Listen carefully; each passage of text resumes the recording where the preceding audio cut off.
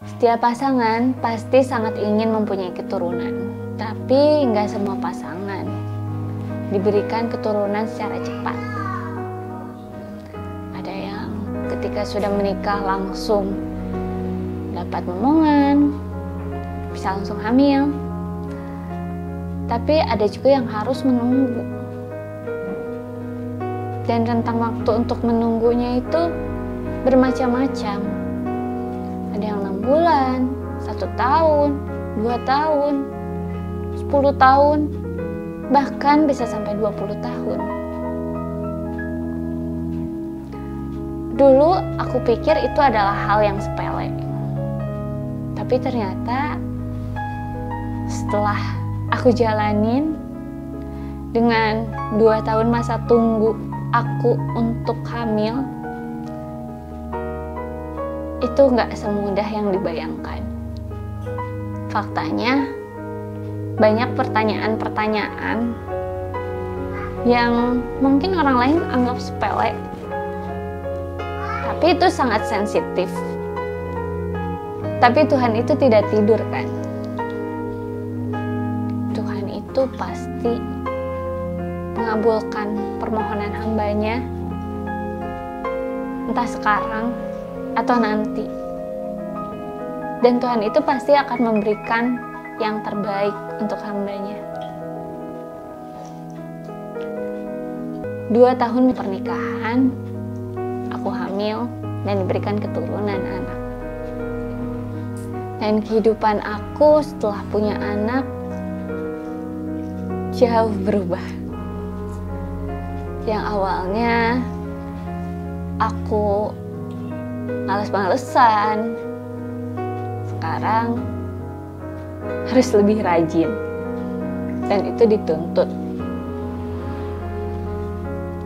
Yang awalnya aku bisa makan dalam waktu setengah jam, sekarang ketika aku makan pasti lebih cepat.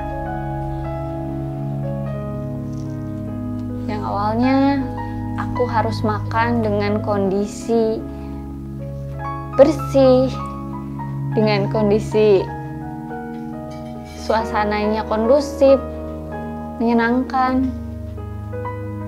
Tetapi ketika sudah punya anak, semuanya berubah. Aku bisa makan dalam kondisi apapun.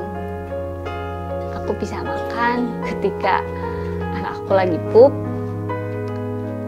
Aku bisa makan ketika anak aku minta gendong. Aku bisa makan ketika anak aku minta main. Ketika sudah jadi ibu, kamu akan lebih satset. Ketika aku akan pergi keluar rumah, biasanya aku nyantai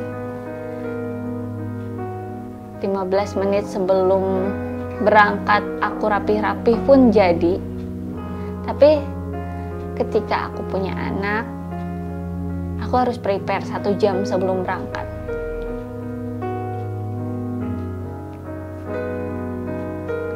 Selang gak lama kemudian, aku hamil lagi dan punya anak yang kedua. Dan ternyata punya anak yang jaraknya berdekatan, itu lebih menyenangkan lagi.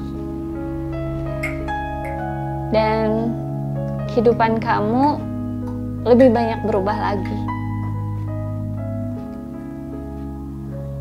Ketika aku bangun pagi-pagi, anakku yang pertama udah nangis, minta makan. Dan anakku yang kedua juga udah kelaparan. Jadi untuk mensiasatinya, biar anak-anak aku nggak pada rewel, aku harus masak di malam hari. Biar paginya aku bisa kasih makan anak aku, dan anak aku nggak rewel terus-terusan. Karena mungkin bunda-bunda di sini juga tahu kalau masak itu butuh waktu, dan waktunya nggak sebentar. Paling nggak bunda butuh waktu setengah jam untuk masak. Seperti ibu-ibu lainnya, ketika pagi pasti harus nyuci dan jemur pakaian. Karena anak-anak aku ini masih pada kecil dengan jarak yang berdekatan dan kadang masih rewel kalau ditinggal, akhirnya aku nyuci pakaian ketika malam, dimana anak-anak aku udah tidur, aku baru bisa nyuci. Jadi di pagi harinya anak-anak aku nggak pada rewel.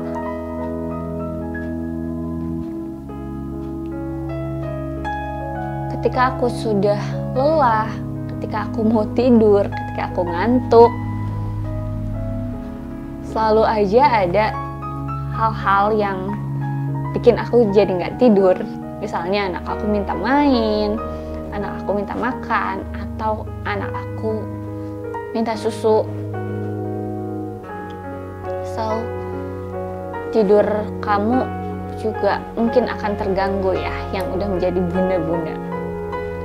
Belum lagi ketika kamu mau keluar rumah dan anakmu nangis pengen ikut. Mungkin untuk kamu yang belum punya anak akan terasa sepele, akan berasa ya udah, kok lebay banget sih. Tapi aku juga dulu berpikiran seperti itu. Tapi ketika aku sudah mengalaminya jadi seorang ibu, itu nggak lebay kok. Karena ibu itu punya hati yang tulus untuk melindungi anaknya. Ya, jadi ibu itu berat. Tapi walaupun berat, jadi seorang ibu itu bikin kamu bahagia. Jadi seorang ibu itu membuat kamu punya tujuan hidup. Dengan melihat wajah si kecil saja ketika tidur, lelahmu seketika hilang. Seakan-akan kamu punya semangat baru untuk hidup lebih baik, untuk melakukan segala hal yang terbaik untuk anak kamu.